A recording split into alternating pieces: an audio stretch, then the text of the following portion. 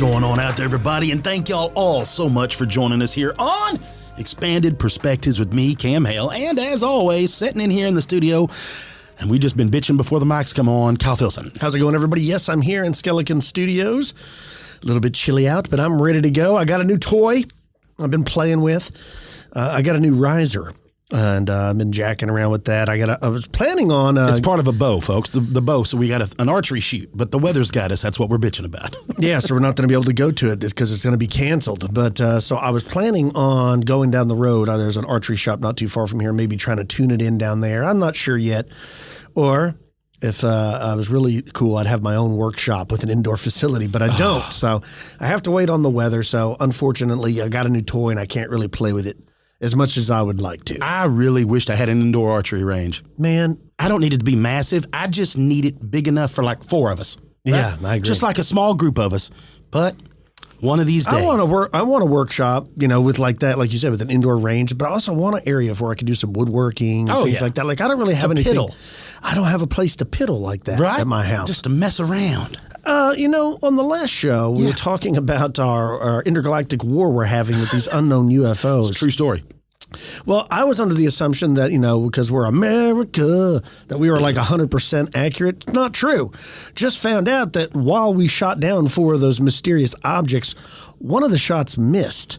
Where did that shot go? Well, thank you. That was my first question. I'm like, what do you mean they missed? Because I'm assuming it's not a bullet. It's probably a rocket. Oh, it was like a $400,000 like AIM-9 or Sparrow or Exocet. I don't know. So did it land in the ocean or did it land in somebody's backyard? They didn't say. Oh, and that was my question is what happened to the missile? There's been a lot of missiles lost. Like here in the U.S., there's been several. I had looked at a few where they had like literally dropped a nuclear bomb. I want to say it was in Georgia or something. I remember that. That was back like in the 60s, I think. It fell out, but luckily like it wasn't armed or whatever. It wasn't armed, yeah. I mean, I don't like the fact that you can just easily lose a rocket. Like that just doesn't sound like a banger. But it's probably landed out in the ocean, right? Well, more than likely. No, I think this one was over one of the Great Lakes, so it's probably in the lake. So it's in the lake. Which might as well be an ocean. But what happens if somebody finds that thing? Well, they get to keep it. Oh, that'd be cool. I mean, what are you talking about? Did they really miss, or did they shoot it and the alien said, like a tractor beam and sucked up our missile? And just took it with them? Yeah. And then they said, oh, yeah, we missed. We missed. Man, I'm going with that. I'm going with the idea that maybe the aliens took it. I still think we should be a little more freaked out. Like, I don't really care about who's winning on American Idol or whatever. Like, I need to know what we're shooting at. And where the rockets are going. Yeah, where they're coming from. Like, that should be the focus of every news report that comes out. It is kind of funny that it just like, we take it, we've been so desensitized. That's exactly what it is. That's what's so wild, is just how desensitized we all are when it comes to this kind of stuff. Well, yeah. I understand that. I was just talking to somebody I know that recently had a kid, and I was trying to explain to them that Whoa. You were just talking to someone you know that recently had a kid. Well, good thing you weren't talking to someone you didn't know that just had a kid. Yeah, well, what I'm saying, let me get to my story, as I was trying to explain to them that they'll become desensitized because they're at their new parents, so they're like worried about everything. And I told them like I was that way the first time, but then by the time I hear Luke get hurt, I'm like, it doesn't even faze me. I'm like, is there any blood? Let me look at you. You're fine. And everybody that's had brothers and sisters and multiple children, you always know it is by the time you get to that last kid, you're like, if the bone's not showing, stop crying. Yeah, right. Like that. But you remember your first child, you're like really worried, like, oh man, something's wrong. I'm not saying I'm not worried all the time, but you know what it is like you're talking about is you're not near as knee-jerk reaction. Mm-hmm. Yeah. It's the same thing that's going on with these UFOs and shooting at them and all this crazy stuff. Well, conspiracy theorists will tell you that the whole reason Hollywood has been making all these darn UFO movies was to desensitize us. Yes. They've been doing this has been a cabal for the last 45 years. And I know that they've also talked about the fact that the reason that they make it where it's always us against them is so we don't invite them in. Which seems very strange. Do they know something we don't? Or are they in cahoots with the aliens and they say all that so we're afraid of it all, right? They're definitely in cahoots with the aliens and they definitely know more than what they're telling us. In the aliens, in cahoots with the aliens. Right. It's madness. Well, speaking of madness, look, we got to talk with Lon not long ago. We talk to Lon all the time, but we actually dropped it where y'all could hear it and get to see all that stuff. It wasn't long after that Lon sent me this. fires this email off to me, and he's like, you're going to like this one. Folks, listen to this. It's a small bipedal Glimmer Man encountered in Beaver, West Virginia. Okay. This is what it goes on here to say this. This is talking about this woman in West Virginia recalls the fact that she believes she observed a 7 to 8 inch tall, 7 to 8 inch cloaked Glimmer Man figure. So tiny. Tiny. Listen to this. It says, I recently found your blog and was curious about the Glimmer Man incidents that you've written about. I had a similar encounter several years ago. I'm curious as to what you think. The date was Thursday, September 8th, 2016. I was on a trip from Northwest Pennsylvania to visit a friend in North Carolina. And I'd been driving for about 5.5 hours when I left Route 64 and drove onto Airport Road and came down to a little town called Beaver, West Virginia. Well, I stopped at the KFC to grab something to eat, and when leaving, I made a right out of the parking lot onto Route 19. I was driving slowly as I hadn't picked up speed from pulling out yet. Because I was driving slowly, I'm sure I would have never noticed this if I had been driving fast. I was approaching some leaves spread across the road when I noticed the leaves were moving, but there was no wind blowing. I slowed down thinking there may be an animal in the leaves and I didn't want to hit it. I was looking really hard because I could see the leaves moving, but I didn't see this animal.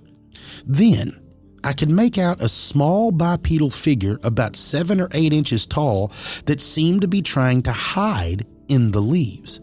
As it tried to get across the road, it looked as if I could see a line of each part of the creature, but it seemed to be cloaked. Kind of like what a chameleon does, but not quite the same. It moved with a ratchet-type movement. It was rather jerky. Now, I don't know if that's what its normal movement was or if this thing was injured. So I was driving at a crawl by this time because I was observing something that was so bizarre, and I was trying to make out what it was. I was thinking, what in the world is this thing? Well, it almost looked like a frail stick figure, as I could only make out some of it. I thought maybe it was an emaciated squirrel, but they don't walk on 2 feet, and if it was that skinny, it would be dead, and not jerking across the road. And it was not a featherless bird either. It had reached the center line and was attempting to cross the rest of the road when a pickup from the other side came speeding along and just missed it with the driver's side tires, and I saw the leaves being thrown. I don't know if it made it or not, as cars behind me were honking at me to keep moving. I thought about turning around to see if I could find it because, well, that is what I would do for an animal. But this was not an animal that I'd ever heard of or that I'd ever seen before. The more I thought about it, I realized that it might have been cloaked and was picking up the color of the leaves to disguise itself. It reminded me of the cloaked alien in the movie Predator. I could see it, but I couldn't make out exactly what it was. And as I tried to rationalize this in my head, I thought maybe it was a reptile or a lizard of some kind, like a chameleon that can turn into different colors on its skin. Or like an octopus can do the same thing, and maybe we've just never seen them to know what they are. So when I arrived at my friend's house that night, I told her about it. She never doubted me, as I'm not prone to making up stories. I'm a very rational person, but I still wonder what that thing was and if these predator-like entities exist all around us. PK. Wow. Well, now just based on the size, it sounds almost like it's fey, right? Because it's tiny, but that's really dumb of me to assume that. Like, why couldn't an alien, maybe aliens are tiny. I don't know. Maybe that species of alien is just tiny. It would be much easier to hide and make your way around the areas if you were invisible and 8 inches tall. But I like to think that this is fey. I don't know why. I just like the little hunters, right? The duendes, the cloaking duendes, or like you were talking about earlier, the guy with harboring goblins. Yeah. So the reason I like the idea of it being fey is it seemed to understand whatever this thing was, seemed to understand what vehicles were. Yeah. Right? To me, if it was an alien, how would you know to be afraid of it? Have you ever seen the movie The Hitchhiker's Guide to the Galaxy? Yeah, yeah. You remember when the very beginning, whenever old boy's walking out there, like he's going to shake hands with him with the car, and he's got maybe a flowers, whatever it is, and the car almost runs him over? Yeah. It always makes me think to that. That little clip makes me think of it almost has to be something that knows what vehicles are. Otherwise, why would it try to hide? Why would it stop? Why would it just walk out there like, I'm not afraid of it. I'm just gonna keep how would it even know what a road is? Exactly. So maybe it is fey. And again, like we discussed, maybe there is a much more like fey background to all of these Glimmer Man sightings. Maybe. I hope so. Check this out. It says, I'm writing to you from the state of Michigan. I will be 67 years old in March of 2023 and I've hunted in my early days and fished all of my life. I spent countless all-nighters on a sandbar catching catfish before the sun came up in my 20s and 40s. I spent a lot of time in a tree stand with my bow. Then I migrated to my .44 Magnum hand cannon. I used this for hunting whitetails. I was never happy hunting until I reached the deepest, darkest dungeons of the forest or timber that I was in. When I moved to Michigan from Iowa after my wife passed, it was like a treasure trove of outdoor activity. I met and remarried my now wife in 2004. We live on the east side of Lake Michigan, towards the tip of the thumb. Lately, I fish very little and stopped hunting because of the intense pressure and my age. It just wasn't fun anymore. But I continue to be a competitive shooter. After moving to Michigan, I started hearing stories about the Michigan Dog Man. I just blew it off. About 5 years ago, there was a sighting by a man named Joe Barger, who's a semi-truck driver that was hauling a load in the Upper Peninsula. He stated that this creature tried to crawl into his moving truck. He stated that he shot this creature in the head and watched it fall to the ground as the truck sped away. About 3 or 4 months ago, I read a local story about a dog man sighting just north of us in a small town named Port Hope. We live on a 4.5 acre acreage with a very high banked creek that flows behind the old farmhouse. We have chickens, goats, pigs, 2 cows, and barn cats and a few dogs. I believe it was early October of 2022. I was out in the back by the creek when I heard what I thought was a faint growl. I didn't think much of it until I got back inside and I asked which one of our dogs was outside. My youngest replied that they're all in the house and no dogs were out. My wife looked at me and asked, "Why? What is wrong?" She asked if I was okay. She said the color simply drained right out of my face. She was concerned because she knows that there is very little that scares me. I told her that I was out back, and I could swear I heard one of those dogs growling at me. She said they have all been inside before you even went outside, and I grabbed my .44 and flashlight and I went out back. I didn't hear or see anything. I cautiously went back again the next night just to look around, and I heard the growl again.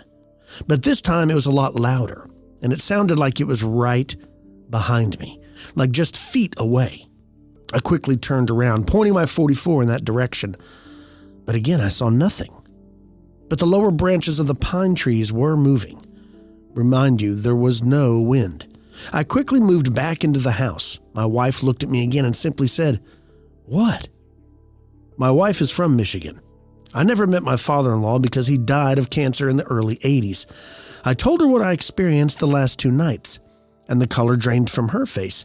She stated, "You can't be serious." I told her, "Does it look like I'm joking?" She walked over and sat in the chair and began telling me a story told to her by her dad about a deer camp many years ago. She said that her dad told her of a time at a deer camp when they saw a man with a face like a dog. She said that her dad never went hunting after that again. Anyways, when I go outside at night to feed the critters, I always carry my .44 with me. We live on a flat farmland area of the thumb. The biggest thing that scares me is the creek. You can spit and hit the creek. It's that close. The scary part about the creek is it has high banks on both sides. Even a very tall creature could easily walk down the center of the creek for miles unseen in any direction because the sides are so high. You would never even see it. I wasn't sure if I needed to tell anyone this because I didn't actually see anything other than moving branches, but I did hear the horrible growl. What I experienced wasn't normal, but it was very real. Michael. So, again, for whatever reason, Michigan and Wisconsin have a lot of these dogman sightings. Now, again, I get his point. He didn't actually see it. Mm-hmm. So maybe it wasn't a dog, man. Maybe it was just a stray dog. I don't know. He doesn't know, but his wife definitely told the story that her dad told her about a man with a dog-like face. So, well, and even what he's talking about with them walking the creeks, we know now for a fact that if there are Sasquatch, if all that's out there, that it uses, like everything else does, creek bottoms and channels to travel. Sure. Because it's so much easier. And it's a water source, too. Yeah, and it's so much easier to travel. It's like a highway. And like a dry creek or one that's barely got any water in it, it truly is like a highway. Yeah. Like it's so easy to travel through. And it's the lowest point. So, yeah, I mean, it makes sense that any of that stuff would be out there. Yo, if you look at sightings like in Texas, the majority of them are along the Brazos River. Yeah. Yep, they come, well, in all the rivers. As you start looking down through there, all the creeks and rivers, it's usually all real close. The Trinity, Sabine, the Canal, all of them, right? I've got here something that this is one of those stories that's I'm real partial to. And I'd even talk to you a little bit about this off air because you and I both love it. All the folks that are listening, you remember the story from Mount St. Helens during the eruption when they talked about the military had bodies of Bigfoot. Yes. Right? Yeah. That there was a bunch of them killed during the eruption and all this. So listen to this story. This one comes back all the way back from 1938. Another one that Lon sent me because he knows I kind of got the bug for the Mount St. Helens stuff. Get a load of this, y'all. It says, this is a Bigfoot encounter told to me by my grandfather. It happened in the early fall of 1938. First of all, before I go any further, can you imagine camping up there in 1938? No. Imagine being in the woods anywhere in the 30s. Like, you talk about quiet. No light pollution. That part would be awesome. What wouldn't be awesome is like the camping gear and equipment. Well, it wouldn't be that bad. I mean, it's not changed as far as that. Yeah, there's been, some gears changed, but they've had wool socks and cots since before then anyway, so it wouldn't be too terrible. I got to layer up, baby. I need my thermal layers and all that. Right? So it says that he and his friends did a backpacking trip to a small remote lake near Mount St. Helens, and they did this annually. And one year, they even summited the volcano during their camping trip. Well, this particular year, there were 5 of them. The hike end took a couple of days back then to get it all in there, which makes sense as you're hiking in. That doesn't change as you're walking in with all your gear, right? There weren't as many dirt roads built as there are now, which makes sense. And they chose late summer and early fall when the berries were in season and the fish were usually biting well because they didn't want to pack a lot of food, another genius move. So it helped to lighten the load out of their backpacks. My grandfather was a little over 20 years old during this backpacking trip. And after the 2-day hike to the lake, they set up camp and decided the next morning that my grandfather and another guy would try to catch some fish. The other 3 young men would go collect berries. So the next morning they did just that. My grandpa walked to the far side of the lake with his buddy, and they were on the side that says, oh, here we go, walked to the far side of his lake to start fishing. His buddy stayed on the side nearest camp. The fish were biting, and he had caught quite a few when all of a sudden he started to feel uneasy, as if he was being watched. The hair on the back of his neck seemed to stand on end, and then he got a whiff of a foul, rotting stench. He started to look around, and directly behind him, only 20 or 30 feet away, there were 3 giant, human-like creatures covered in dark brown hair from head to toe, standing at the tree line. My grandfather was a large man and stood around 6'4", and the smallest of these 3 creatures was just as tall as he was. However, it was much wider at the shoulders and much thicker. According to what he was looking at, the next creature was a foot taller, and then the third was even a foot taller than that one, putting each of them 6 feet or better. The next one was over 7, and the other was over 8. He was overwhelmed with adrenaline from fear and panic, and he wanted to run. However, these 3 giants staring at him were blocking the only direction he could go. The only way that he could get away would be to leap in the lake and swim. So he decided his best option was to calm down and just keep doing what he's doing. So he cast his line in and began fishing. Shortly after that, he caught another nice trout, and while reeling it in, it dawned on him that these creatures may be here for his fish. So he unhooked the trout and he tossed it to him. The smallest of the 3 stepped away from the tree line and retrieved the trout and brought it back to the other 2. So he continued to toss fish to him. The smaller, the 3 Bigfoot, continued to retrieve them. After a while, he landed a really nice 4th trout, and he went to toss it back to them, but they were gone. He then grabbed his equipment and ran around the lake in the direction of his other buddy. After finding him, he said that they need to go get the hell out of there and began telling him what happened as they headed back to camp. Well, when they got to camp, the other friends were already there picking up camp gear in a hurry. They stated that they had ran across 3 giant hairy creatures while out berry hunting. It took the group only one long day to hike back out. And it says that they did not know what they had encountered. They had never heard of anything like that in the 1930s since the term Bigfoot was not known. After that trip, well, they never went back to Mount St. Helens. They changed the location of their yearly backpacking trip. My grandfather stated that it wasn't until the 1967 Patterson-Gimlin film was shown in theaters across the nation that he finally had a name for the 3 giant creatures that he had had his close encounter with. Thanks, DS. Wow. Again, with the berry picking. Well, and I like the fact that they were like, the grandpa didn't even know. Had no 30, over 30 years or right at 30 years goes by before he's like, oh, so that's what y'all call them. Yeah, he just didn't know. I get it. I get it now. I had no idea. The reason I like these stories is that window, folks, that window right in there of that time before. All those encounters that people reported having, and even all the ones that they never reported, prior to the fact of Bigfoot being, let's say, common knowledge, if you will. Right. What could it have been, right? Like they had no predetermined ideas of anything as that. It just turns around and there they are. But the other great thing is this. Back then, people didn't seem surprised. I agree. None of them seemed to be like, oh my God. They were just like, yep, there they are. That's why, I do believe, especially the older the Bigfoot sighting, the more real it is. I don't know why, but it just like you were describing, being that up there in the mountains in the 30s, to me, it would seem logical that there was type of North American ape or some kind of crazy hominid up there, where now I just don't, I'm like, why can't we find? It feels like it makes more sense, right? It does. And there's less people, there's less roads. My thought has always been that. It's like as they cut in, as they've pushed in and encroached, they've moved out. Like imagine if they were there, if they still are, whichever one, how easy it would have been, let's say, to really get off the beaten trail in 1938. You wouldn't have to go as far to get away from everything. Right. You could just literally, all the places that anybody listening likes to camp now, imagine what it would have been like in the 30s to go up there in those areas. It'd be amazing. Yes. Right? So I'm glad y'all enjoyed it, or at least I hope you did. I've got some other crazy stuff for you. When I get back from the break, we're going to be talking about some haunted police stations, places that I never even thought might have a ghost in it, folks. You're listening to Expanded Perspectives.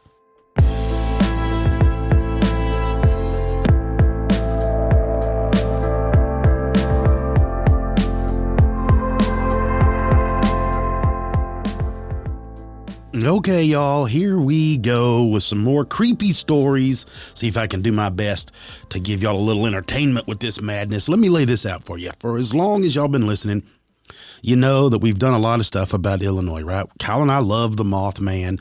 We love these ideas of the strange encounters, I guess, that go on in and around O'Hare Airport, right? Like we've done it before.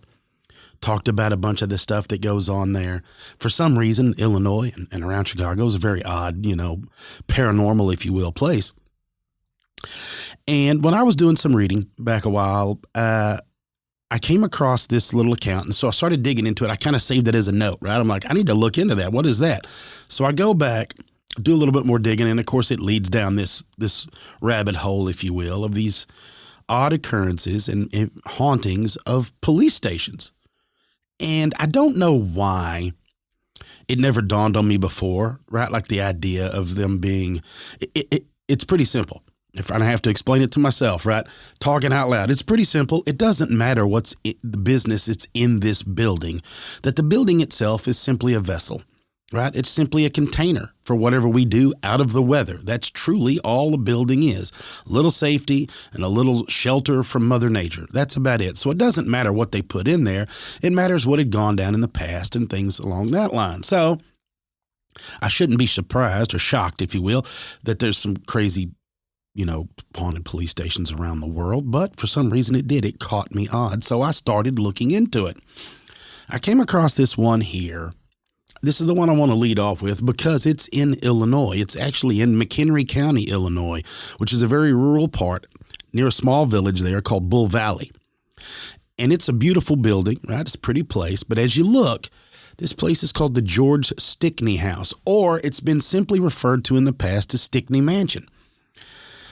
Now, this is pretty cool. So back in in 85, the Bull Valley Police Department moved into this house, right? And I believe it's still there. As last I checked, I believe everything is still there. It's all still, they were talking about, I believe, moving them out to turn it into a museum. I forgot how to go, but anyway. So this place is extremely historic, this building, Stickney House. In fact, of course, it was placed on the historic registry back in 79. That's how long ago it was. So let me tell you a little bit about it. George and his wife, Sylvia, built this home back in 1865. Now, it was a very isolated place back then, right? It's rural now, but back then, you can imagine, we're talking very isolated, very quiet, very peaceful. I don't know if it was how it all got going, but anyway, they built this big home, and the story goes that they started hosting seances, parties, right? Now, back, you got to imagine this 1865, anytime around the turn of the century, right around the early 1900s, that was a big thing, right? Spiritualism, all of this stuff was going on, was a big deal. So they were both said, and the stories go, that they were both mediums. George and Sylvia were both mediums, and that they could contact the other side. So they were always involved in spiritualistic activities, if you will. So they decided to have these parties, this, that, and the other.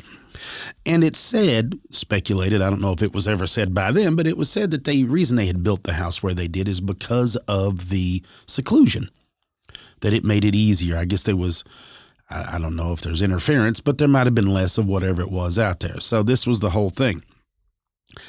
Now, if you look back, it seems to be their doorway to spiritualism was the fact that they had lost some children. So, this wasn't uncommon back then, but it's still, heart destroying nonetheless. And they had lost children. They had 10 children, folks, 10. Again, not uncommon for the time. And not uncommon for the time, they only had 3 that survived to adulthood. So, hence the reason that they were really into spiritualism. It's believed and understood that they would conduct these seances in order to try to reach their children. They were wanting to talk to their children. Not only that, but the odd thing about this home is it was built with no corners. So when you look at the home, it's rounded. The inside's rounded. The whole thing is a rounded radius. There's not really like acute 90-degree angles like in most homes. And it was said to believe that George believed that this would keep spirits from getting entangled. They could freely flow through the area, okay? Well, it turns out it may have had a little bit more than you had thought. So fast forward to we're talking about the police department's in there. Things are going on. And there was a man back in the day, believed that he was I think he had transferred in back when this all went down. But the fella's name was Ken Hoffman. So Ken was going to go, and he applied for to be a police officer there. And they interviewed him.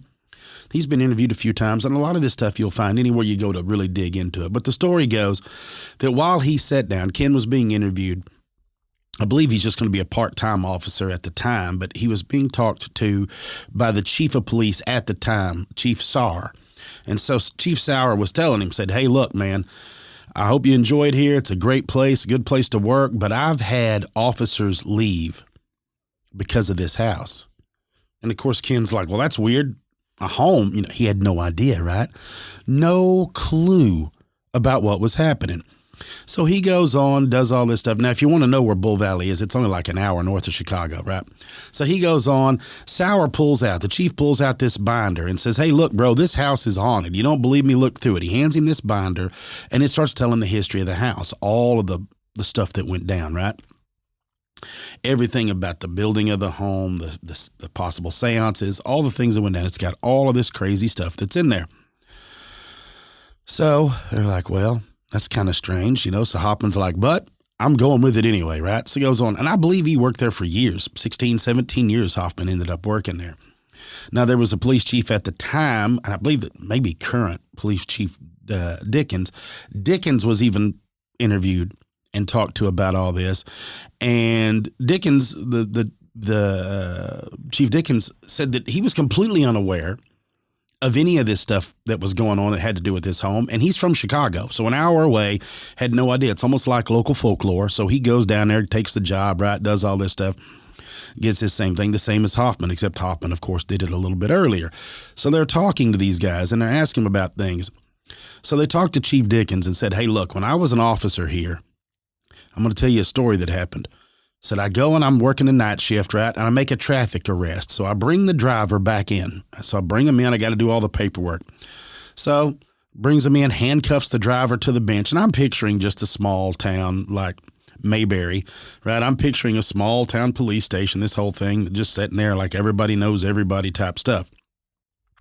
So the chief says, hey, look, I'm sitting there back in the day. I'm writing all this stuff down. I'm trying to get it all wrapped up. And while this is going on, because it's, of course, in the wee hours, I'm sure, of the morning, he starts telling the person that he arrested the story. And I'm guessing it was not a big deal because the chief said, I was just waiting for the person, the guy's wife, to come pick him up. So it might have been a public, intoxication, whatever it is, nothing major, right? Maybe, who knows? They're not going to hold him over. But anyway, so they're having this conversation. Hey, look, bro, you're in trouble. This is what we're doing. Call your wife. Get this going. Let me tell you about this haunted building you're in, right? I'm picturing it 2 or 3 o'clock in the morning after the bars are out. That's what I'm picturing hearing this story, but who knows? So the story goes that Chief Dickens said, hey, we're sitting there. I'm talking to him, and I hear a knock on the door, at the front door. But it's 3 distinctive kunk, on the door, right? So you're like, okay. So Dickens runs up and he's like, I guess it's the guy's wife. I'm going to go out there and let him in. So opens the door. Says he looks out in the parking lot. There's nobody there. Nothing. And he looks back at the dude he's got arrested. And this dude is sheet white. After hearing the stories and, of course, going through the arrest, I'm sure it's probably not going so well. Now you hear that. Chief Dickens said, hey, look, man, if you're going to leave me, at least throw me the handcuff keys. This is what the guy tells the chief. Throw me the handcuffs keys so I can run too, right? I cannot stay in here. So he goes back through there. So this all happened within, I would say, 2015 to present day when Chief Dickens was talking about that occurrence. So it's not that long ago. But you go back, he's had a few more.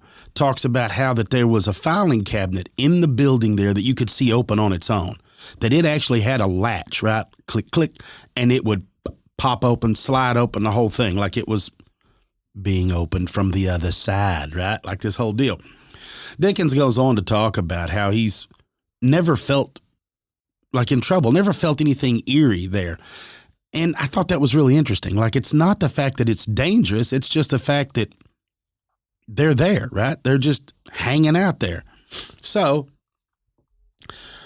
Hoffman, that was doing the interview so many years ago, said the whole thing, said that when he, I guess, got to know Chief Sauer back in the day a little bit better, Hoffman was laughing about it, and was like, hey, look, the whole deal. And they kind of joked about it, this whole thing.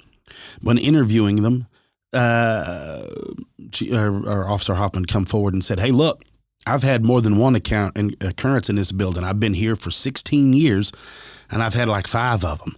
And starts talking about some wild stuff of seeing, here's the greatest thing, metal chairs, right? Metal chairs moving, hearing them, seeing them, brrr, just knowing that wasn't where we left it. What did we hear it? Like, you imagine being somewhere down the hall, you hear the movement, you go in, the chairs have moved around.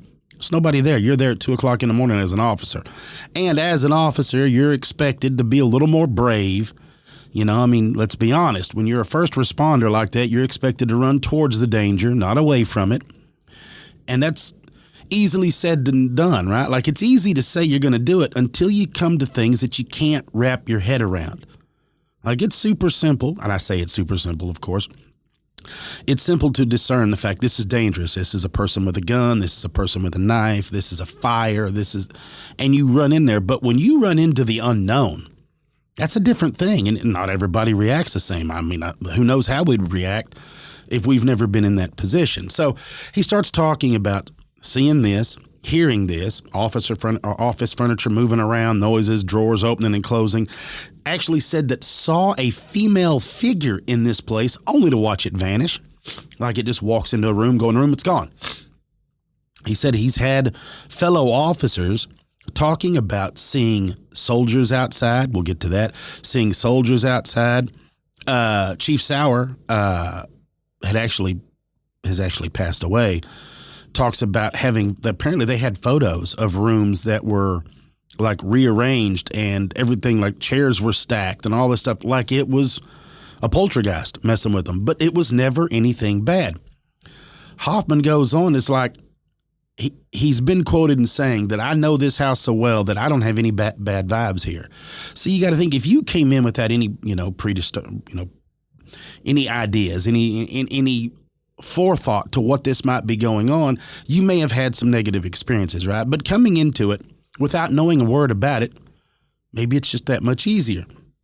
So they're all there, right? Chief Dickens is still there. They're all there, still going through it. All of them say they don't feel unsafe at all. And they talk about it being just a normal thing.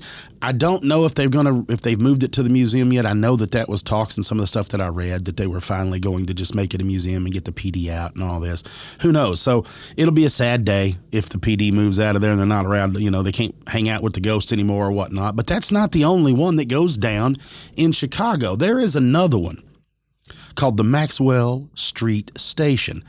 Now, this is pretty wild because, so let me get this straight for y'all to, I don't know how they judge this, right? The criteria for haunted houses or haunted anything, buildings, period.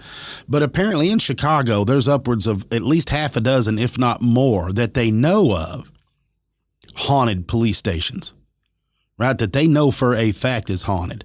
Half a dozen. Right now that may be different now the way it was, but back in the day, and when I'm talking back in the day, I'm going back to the early 1900s, when at the time of spiritualism, right, seances, all of the paranormal stuff was really bumping. That's when this really got going on. Some of these police stations have some really wild histories of the buildings that were there maybe before they were police stations, or we know that maybe it was a little rougher around the edge and less refined in the 1900s, right?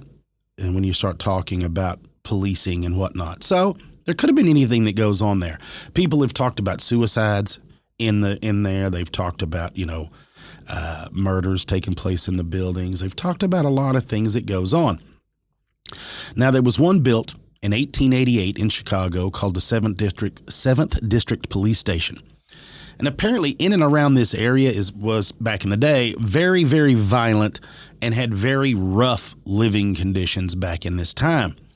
So, of course, they moved the police force in, and the police force, in order to combat, let's say strength and brutality, what do? Well, you send in people that are accustomed to strength and brutality. And that's the way things were handled back then, right? And it's still handled that way in lots of places today. Is like, sometimes the only thing you understand carrying is a hammer, and that's kind of what they did. So they sent in hammers in this area. So you can imagine it probably didn't go well. There was probably a lot of nefarious shenanigans that went down in this whole area of whatnot. In fact, it actually, there's a lot of nicknames that got picked up for this area for all this. One of them was called Bloody Maxwell. One of them was called the Old Red Fortress. And one of it became known at Maxwell Street Station was the wickedest police district in the world. So all of this stuff takes place at the 7th District Station. So you can imagine this is the vibes alone, as we were talking about the vibes of this area, right? So there's stories of a woman dressed in black that's in this area. And this woman's been seen by police and by just everyday folks in and around the station. Now, apparently she's dressed, of course, in turn of the century clothing, so it's fitting for it to come from that area. There's another one. It's like a haunted landmark of this area, where they talk about seeing ghosts and hearing, this is pretty wild, more doors. So you'll hear a door, right? Ba-boom. You'll hear it close. Somebody will go to investigate the door. There's nobody there. Boom. The door or the room they came from, they can hear the same door. So they're like, wait a second. You go back. Nobody's there. It's kind of like they all get together, right? And they're opening and closing doors. You think of the television series Ghosts, right? Where they're just all hanging out and only one can see them. So imagine that you're working the doors in unison. Nobody can see you, but you're just messing around. Like, I'm opening one. Y'all are opening one. You go open one. We'll just get them running back and forth. It seems like they were having fun.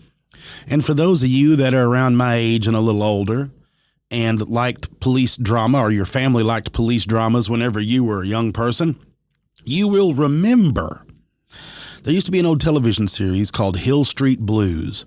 Y'all can go back and look it up. I'm sure there's videos of it on YouTube, clips of it on YouTube. It was a thing. It was one of those gritty crime dramas back before that even became a thing. This is kind of like leading into the genre of gritty crime drama. And you remember the door rolls up and the cars come out and all that stuff. Well, what you are looking at right there, okay, is the Hill Street Blue Station. That is Maxwell. That's the Maxwell Street Station is where they filmed that part, not the show, but, the opening credits. That station is the Maxwell Station that they actually used. I think now it actually has, I think it's the University of Illinois has their police department in it. I think it's where they keep all that stuff. So, like I was saying, they know for now, back in the 1900s, there was at least half a dozen of these haunted police stations in this area. There's also a place in Chicago known as the Stockyards, much like we have in Fort Worth. And yeah, it's the same thing.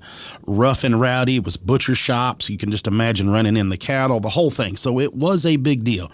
You can only imagine what happened back in the day there. So remember when I brought up the ghost, seeing the ghosts outside, right? Well, apparently the story goes all the way back from where it originated in 1902 was that a soldier had asked to stay the night there. And of course they said, yeah, man, you can stay the night here. We don't mind one bit. Well, the soldier passed away overnight. Doesn't go into any kind of details of how or why, just that that's what happened. So the next morning as the officers come in, he looks out into the snow and goes, well, there's the soldier, the dude standing over there. And then he goes inside. He's like, hey, bro. Waves at him, whatnot. Goes inside. Well, there's the guy's body. Runs back outside. No tracks and no body. But he knows that he saw him. That goes on. And apparently there has been at least one report of sighting that soldier every year since 1902. One person, at least. There's lots of times, several more. But at least one reports seeing that. So it's good to know they're still there. Another one talks about at the Hyde Park station. There was an officer came forward saying, look, we stayed the night there, doing sleeping in there. Said I was under my covers. I'm out. I felt someone pulling the blanket.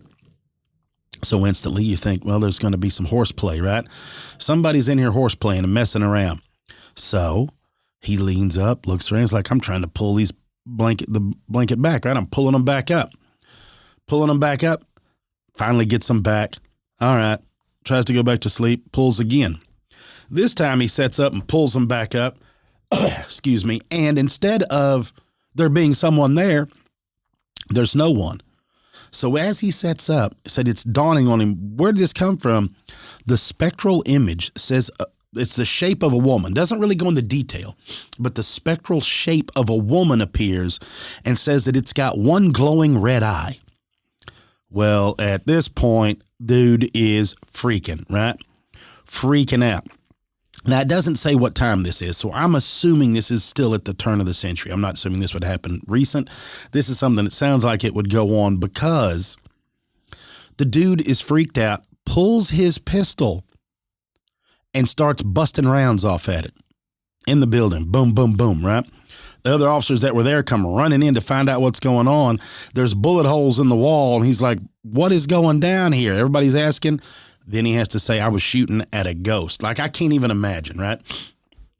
How do you explain that? I panicked and shot at a ghost. There's other stories about inmates that were being kept in the little jails in there, right? In the little cells. Said that they could not only have the same thing happen to them where the blankets were pulled off or something was always kind of messing with their things. It was also reported that they would have a tough time breathing, not from some kind of sickness, this, that, or the other, but that they claimed to have felt hands on their neck while they were in there. So it got me to thinking again, right? Well, where else? Where else can I think of that's got a long line, or a long history rather, of police enforcement in and around this area, right? Just taking care of things and a lot of this. So I said, wait a second. So I did a little Google search. Now we're going to jump across the big water and we're going to check on our friends over there in the UK. There are a lot. You folks have got a bunch over there. I'm assuming too, it's because it's so much older than it is here. Those buildings are so, who knows? So I got to looking up, and one of the worst ones and this is just heart-wrenching. One of the worst ones happened in 1953. And for those of you over in this area, I'm sure that you are completely aware of it. But apparently there was a huge natural disaster on January 31st of 1953, the North Sea. It had flooded the coast of Canvey Island, okay? And I hope I'm pronouncing that right, because if I'm not, well, sorry, it's on y'all, right? I'm not listening to y'all. So it was one of those things. 59 people died that evening in that flooding. So apparently all this stuff. Now, you got to mind you, 1953 was like a different continent, a whole different planet compared to what it's like now as far as logistics and being able to work together and communicate and all that, right? It was just a thing. So that's what they were talking about, is first responders were the local police, because everything else was so shaken up from the storm, from all that. All hell was breaking loose. They're the only ones. So they're running down in there doing all this. And of course, you know, they're finding the worst of the worst, this, that, and the other. So the story goes that while this was back like in the 90s, so what they're saying is some of this may have where some of the possible spirits or the connections to this came from. So back in the 90s, this was talked about, said there was a constable in this area, said they kept hearing footsteps that would go across the floor downstairs, would go across stairs, would just basically move through anything. And goes on to say that it goes on not for a little bit, but like it went on for 30 minutes, right? I'd left, come back in, this whole thing, said it was making me go crazy. There's another one that talks about that same crazy staircase. Listen to this. It says that I worked at Canvey Island Police Station for a number of years, and everybody who worked there used to say that the staircase at the kitchen at the end of the station was haunted, as it was always cold for no matter what time of year it was or how hot it was. Some people would always avoid using this staircase because they found it creepy. The rumor is, here's where it picks up, folks, that in 1953, the police put all of the bodies that they had recovered from the floodwater and took them down to the mortuary until, well, because they couldn't basically put them in the morgue. So they kept them in the bottom of the police station, down there, down those stairs, until the water receded so they could actually get it. Now, stories say this, there's no evidence that that's what happened in there, but it is believed that the police at the time,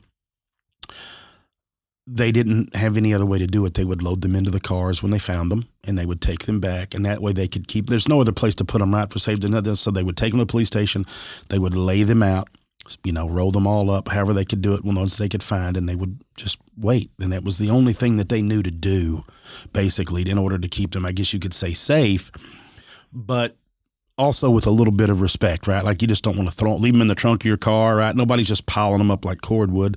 They were just people that had lost their lives. So this is one of those things that they believe that even though there's no written reports of it, they believe that that was true. And that's what explains the majority of the oddities seen in and around this area. There's a few more. Like I said, there's ones, Manchester apparently has them. Apparently there's a place like called the Old Denton Police Station. And I don't know that it goes on much anymore, but that between like the mid-70s, middle of the 70s, there was a police officer named Ted Etherton, and that he goes on to talk about that he had seen figures walking around at that time, in and out, ghostly white figures, in and out of the locker rooms. Yeah, crazy, just going in it like it was maybe past police officers going in and out of locker rooms. And of course, you know, Mr. Etherington chased them, said they never found anybody, anything like that. You fast forward a couple of years, there was another officer named Mike Barron, and he was in the same place, hanging out, just chilling, and again, saw a ghostly figure. So he's like, wait, what's going on? Goes in there, can't find him. So what does he do? Now, he knows it's all locked up. He's the only one in it. Did you talk about somebody thinking quick? He goes, I'll figure this out. He goes and gets one of the police dogs. Guess he was a handler, right? Brings it in. It's like, we're going to find it. Turns it loose like, hunt for him, boys. Let's find him. Nothing comes up. So knowing that you've seen this and then going and getting a dog and nothing comes up, that's going to be unsettling, right? Completely unsettling. So they had a woman named Doris Weir, and Doris Weir was the woman that did all the housekeeping in the station. This is in 1978. So she's working outside this courtroom. Early one morning, she comes in. She's trying to get a jump on things, right? She's ready to get off early too. She reports that she was looking through a door, getting ready to push in, right? And she noticed a white-coated figure looking back at her. Except this one was at the bottom of a stair. This is a different place, folks. This one's at the bottom of a staircase. She walks by, looks down. This thing's looking up, pushes the door open. This thing's looking up at her, right? She freaks out. She goes back, starts telling folks the whole thing. Goes back, starts letting them go. At that point, she said that she quit going down there to do any of the work. This is in 78, unless she carried a stick, so the police gave her a baton, or that they would let one of the police dogs go with her. Now, how wild is that? They would let her take the police dogs. Now, here's what gets even crazier. That was the last one. That was the mid-time. That was 78. Never saw it again. It's never been reported. Gone. Vanished. Makes me wonder, was it attached to something? Was that figure attached to maybe, I don't know, anything that was involved in a murder, anything that was involved in a missing persons, right? Like, who knows what it could have rode itself in on. Maybe it rode itself on the belongings of a murder victim. Maybe that's what it was. And as it was being kept in the back, that's where all the, everything was being stored. So maybe that's what it kind of tied itself to. It's just odd to me that these old cities that you find them. And again, like I said at the start of the show, it seems to be because of what went down there, not necessarily what's in there. It's not like it was the police that brought it. It seems to be that what went down there. Then I found one here in India. They had a haunted police station in India that the policemen left. They were like, I know everything looks good here. This is what goes on to be. Everything looks good. Everything seems good. But they're like, it ain't good, right? Their one head inspector said, nothing appears fine here. We feel terrified all the time due to the sudden fear. And that's in Jharkhand state, I guess. Jharkhand. So anyhow, going on, it says it goes on to this. So they shut this place down as it was haunted apparently in 67, right? Because that's how long ago this was going on. Nobody would work there, nobody nothing. So they shut it down when it was a railway station. They open it back up as a police station. Guess what? They don't stay either. The police are like, bro, we're not hanging out here. I'm done with this place too. Don't forget, there was a police station, and I believe, was it Arapahoe? Where was it? It was in New Mexico. I remember the police station in New Mexico because they had, wanted a video of ghosts. I believe is what that was. This was way back in the day. I want to say it was almost 10 years ago. I think I've got it here and I will tell you exactly. Yeah, Espanola, New Mexico. That's what it was. I remember this now, where they had a video of like a blurry human-shaped figure, if you will, and it walks through the chain link fence, right? Just right through there. Said, and I remember they interviewed, right here. Officer Romero said, look, I was on duty that night. There's no way for it to get through that. There's no way for anything to walk through that unless it's not real. Said, at first I thought it was a fly or a moth, he says, but then I saw legs and it was human, but not a real human. No, it was a ghost. And I'm like, yeah, bro, it was a ghost. So if you've got any strange, and I've got a bunch more, I'm fixing to touch off on some others too, but I'll do that in another episode real quick. But so when you look at these places, this is what I'm going to do. I'm going to start really digging into some other spots like haunted malt shops, right? We're going to find some wild haunted fire stations. There's probably a bunch of them of things that can, I guess, attach themselves to things. And then that's where they are. And there's probably a lot of it because you think about bringing in anything from any of these murder scenes or even being there. Maybe the spirit attached itself to one of the officers because it knew that it had a chance for that officer to help it. I don't know. There's tons of really odd occurrences that go on. But it does now, after telling you about it, it kind of makes sense, right? You start thinking about it like, I understand funeral homes and churches or something like that, but a police station, well, now you think about it, you're like, hey, I think it's going to work out. I kind of understand why they're haunted like that. So I hope y'all enjoyed it. Let's take a quick break. When we come back, we'll kick around a few more things, and I'll pick Mr. Filson's brain about the whole thing. Y'all are listening to Expanded Perspectives.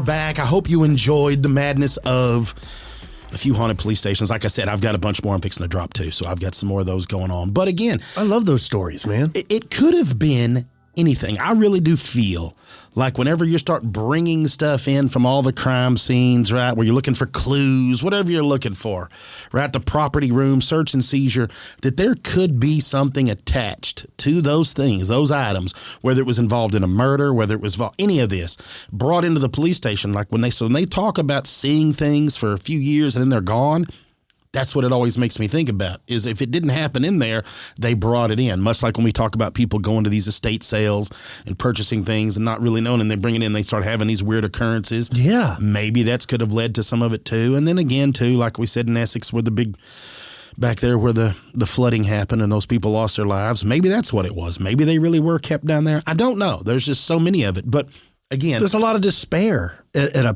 police station. You know what I mean? Lots of people will have gone through hard times. So maybe that energy gets stuck. There's plenty of, I mean, it could have easily been, that could have been part of the explanation. There's so many, doing this show as long as we have and reading the stories and talking to people, I'm not surprised now that any place has some strange occurrences. But for some reason, a police station, like I said before, folks, never dawned on me. It never really dawned on me. I never thought about it either. Of a police station. I would think of like mortuaries and funeral homes and hospitals, places like that. Asylums. Yeah. That all makes sense, right? All makes sense. But a police department, even a fire station, to me makes sense of it being haunted for some reason. I don't know why, right? It makes sense. But to me, a police department, it never did. But also, too, I'm thinking of police departments the way we have them in our town. They're brand new, right? Like they just built the brand new one, and the PD has a really nice place here in the town we're in now. So, I mean, it's one of those. Yeah. I think of those. I don't think about them being in these old houses or these old businesses from back in the day, right? That is. So it makes a little more sense. It's cool. Speaking of haunted houses, there's that one that's not very far from here. The one in Mineral Wells? Yeah. And we need to go. Would you stay there seriously? Because I think you can stay, like $200, you can stay the night there. And for the show? If we Marshall, your dentist, his wife and some of her friends stayed the night there. I'll have to talk to him about it. We should do it. I don't think I want any part of it, man. He's doing it, folks. No. He's doing it. I don't think I want any part of that. He's doing it. It's creepy. I don't want that attaching. And it's going to know, right? It's going to feed off the fear, and it's going to know. Well, then it's going to be full when it gets done with you. I know. It's going to know that I'm safe. Yeah, you'll be safe. That's why I'm taking you. No way, man. Yeah, you're not doing with a Ouija board? No. I'm going to take an iPad and I'm going to watch like Jomez Pro. Yeah, now you're talking a little disc golf. Yeah, right. I got you something here I think you're going to really enjoy. Oh, this is what you were telling me. Okay, this is what I was talking about before we started. Yeah. Folks, this comes back from a few years ago. There was an encounter. There was a thing talking about a man from Zimbabwe, a Zimbabwean businessman, okay? Now, we know they have different views and different ideals over there, but I want you to listen to this. According to some local villagers and police, villagers and 2 police officers ran for cover after they allegedly stumbled upon goblins in a businessman's suitcase while searching for poison that allegedly led to the death of several community members' dogs. The businessman's name was Sanderson Bloom Semuasha, who runs a grinding mill in the Lapote Business Center in Dete, Zimbabwe, in the eye of the storm, as he is also being accused of digging a grave of one of his wife's relatives.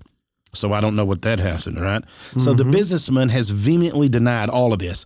Now, the villagers, of course, are fired up because their dogs mysteriously died after going on to his homestead land.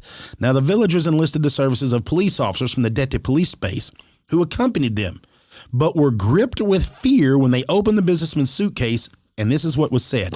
This is written. It says, they were shocked when they saw strange beings, which they believed were goblins, and were seen running for their dear lives. Most recently, he was seen by visitors, talking about the fella, digging a grave of a relative of his wife. He fled from the scene, leaving his shoes, which were used as exhibits, and the issue was taken to Chief Nelkoba. And after a full trial, the chief ordered him to leave the area, but he denied vehemently that he was the one who was seen desecrating a grave. He, being Semushashi, said that the chief should enlist the services of witch hunters, popularly known as Sigmuntadas, to come and sniff out the witch, saying if Sigmuntadas catch someone else, he would take the villagers and the chief to task. Now, says here that the businessman's wife, Bessie, who works for a safari company, said that I heard that police officers and villagers saw strange things at our homestead when police were investigating a case of dogs which died mysteriously. I will no longer stay with him because he has been caught digging a grave of my younger sister. He ran away and left shoes at the gravesite. The issue did not go down well with my parents. The matter was taken to the Chief Nelkoba, and after a full trial ordered us to vacate the place, but my husband refused to leave. The husband says that there is no goblin that they saw. I even advised village head and former counselor, my father-in-law, and other villagers to enlist the services of the Tecumundus to root out such goblins. I told them that if they fail to root out such invisible things, they have to give me a beast. So I guess they got to give them like a cow or a horse or something along that line. He's even denied digging the grave, saying he told the chief that I won't leave because I'm not a witch, and that they have to look for the Tecumundus or Sycamundus, who will name and shame the person who is seen digging the grave. I will not leave. I will stay here. Now, the reason I tell y'all all of this, and the reason I bring this up, awesome. One is because it's awesome.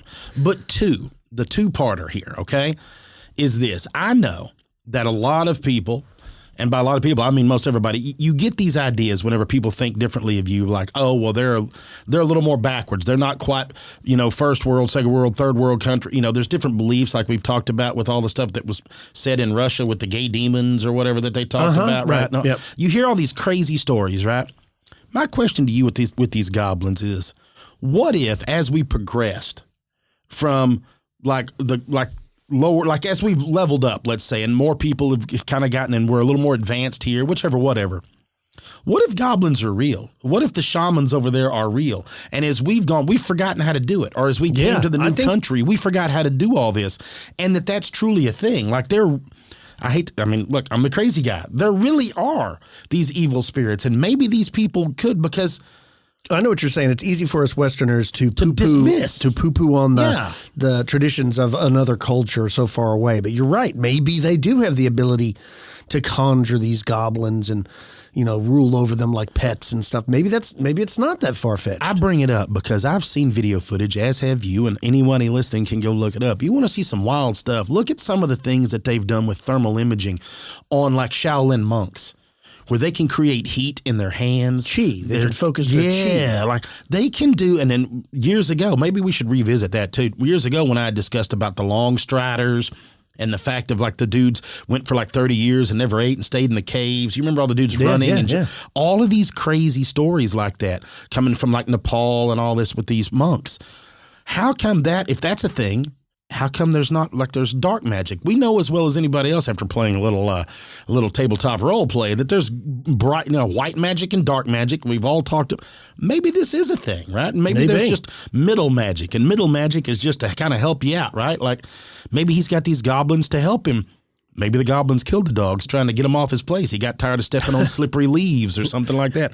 In the poo, right? Nobody was picking up their poo, so he sent the goblins out there, and the goblins, they don't listen too well because, they're goblins, right? Yeah. They killed the dogs, and he was like, I didn't want you to kill them. I want you to scare them. And they were like, oh, we didn't. Well, that's one and the same. They're scared now, scared to death, and then that's the way it goes. So I don't know. I just tossed it out there because I like the idea of Zimbabwean goblins. I love the idea of goblins and being able to conjure them. Now, didn't that used to be Rhodesia? I think, yes.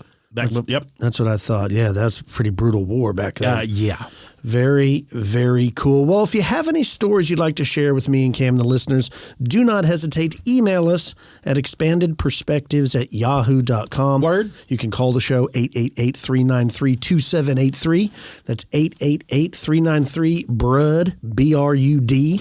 And you can tell us your story, and maybe it'll grace the airwaves. For anyone out in Los Angeles that's listening to us on an AM radio station, we're being rebroadcast down there now. Howdy. Glad that you're here. For everybody else, hope you're doing good. Cam, what do you got planned for your miserable weekends? It looks like it's going to be pretty nasty. I don't know. I mean, I had all of these grandiose plans lined out of stuff I wanted to do, and then now nothing. So I don't know what I'm going to have going on. I'm sure we'll come up with something. I think one of my great nieces, she has a volleyball game. I think I'm going to we're going to go check that out. She's 7, so we're going to go watch all that. It's fun to watch them play because she's a wild child anyway. She's gone feral. Other than that, I don't really know. I mean, probably, well, we may have to go shoot indoor out there or whatnot, do a little well, we can't because that's another tournament weekend on the indoor, and I'm not prepared for shooting indoor yet, so I don't know what I'm going to do. I have no idea. What about you? You got anything cool going on? And don't say work. No, I'm not. Let's see. I think we have a cookout happening in my house this weekend. Delee's brother and sister and stuff are coming over. They don't live that far away from us. I don't even know what we're having, but I know we're doing that. And then Luke wants to go play VR again at the Sandbox place. You were telling me about this. It's pretty awesome, but it's also pretty pricey. So I don't know. I might have to talk him out of that. We went to Trader's Village, and Luke bought himself an original Nintendo 64, and has he been playing it? He's been playing the heck out of it. So there's a game shop here in town that sells all those old games, and I can go down there and I can get those games for like $10. Go drop you like $30, $40 down there and then just be like, here, we're not playing VR. Yeah, well, he actually he wants to play GoldenEye, the James Bond game. And I used to love playing that. So I'm like, dude, we're about to have some 1v1 matches. Dude, you're going to be cheating. Right? You played too much of that. Y'all used to play all the time. Yeah. I remember that. There used to be a lot of beer drinking and a lot of 1v1 matches on GoldenEye. Yeah, that was like the original Call of Duty, right? Long before. Yeah. Like that was. What would we split it up? 4 screens? Wasn't there 4 of us could play at once? Yeah. God almighty. We were in our early 20s. There was a lot of beer consumed and a lot of hours killed trying to shoot each other. Right. Well, let's not forget about our sponsors. To get your new wireless plan for just $15 a month and to get the plan shipped to your door for free, you got to go to mintmobile.com. For how much? For free. They ship it to your house for free. They do. Go to mintmobile.com/expanded. Also, y'all don't sleep on Athletic Greens, folks. I'm telling you, you're going to enjoy it. It's going to make you feel great. I feel like a monster on it. Right. Right now, they're going to give you a free 1-year supply of immune-supporting vitamin D and 5 free travel packs with your first purchase. All you have to do is go to athleticgreens.com/expanded. That's athleticgreens.com/expanded. That's about all the time we have for this episode of Expanded Perspectives. Thanks, y'all. Be safe out there. Till next time, I'm Kyle. He's Cam. Peace, y'all.